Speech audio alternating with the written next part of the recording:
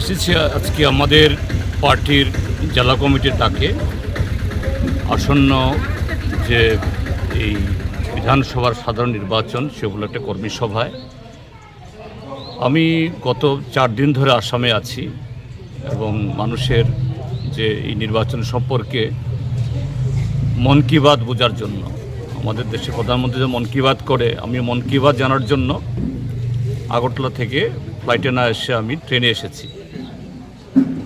তো যতজন যে আসামের লোক যারা ট্রেনে ছিলেন তাদের সাথে কথা বলেছি এদের মন কি বাত বোঝার জন্য।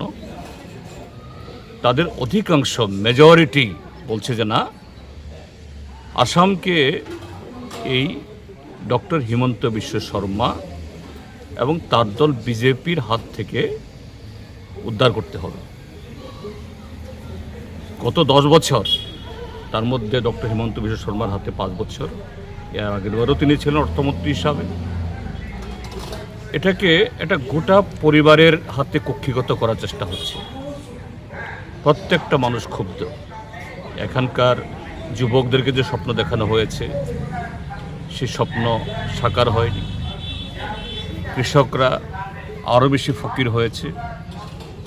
আর আসামে এখানকার জনগোষ্ঠীর মধ্যে যে শান্তি সম্প্রীতি ছিল অতীতে, একটা সাংস্কৃতিক বৈচিত্র্যের মধ্যে একটা গর্ববোধ করতে এখানকার বিহু উৎসবে হিন্দু মুসলমান একাকার হয়ে সবাই অংশগ্রহণ করত। আজকে সেই বিহু এটা দ্বিখণ্ডিত হয়েছে। মাঝখানে আমাদের দেশের অন্যতম যে একজন যে বিখ্যাত শিল্পী জুবিন গর্গের অকাল মৃত্যুতে সেই আসামের ঐক্য আবার দেখা গেছিল। কিন্তু এখন আরও দুর্ভাগ্যের, সেই শিল্পী জুবিন গর্গের মৃত্যু নিয়েও নানা রাজনীতি হচ্ছে। তো এতে আসামবাসী আরও ক্ষুব্ধ। তো এই জন্য আসামের বিজেপি বিরোধী সমস্ত ধর্মনিরপেক্ষ গণতান্ত্রিক শক্তি তারা চায় একটা ঐক্যবদ্ধ সমস্ত সংস্কৃতি ভাষা ধর্মের সমন্বিত একটা সুন্দর আসাম করতে, এবং এটা করার জন্য যে চেষ্টা হচ্ছে একটা ঐক্যবদ্ধ প্রার্থী দেওয়ার জন্য।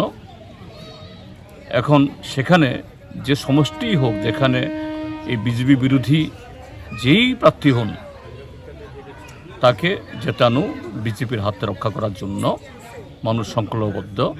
এটাকেই কিভাবে আমরা উৎসাহিত করতে পারি, আজকে আমরা এখানে এসেছি এবং সে কথাগুলো এই কর্মশালাতে আলোচনা হয়েছে।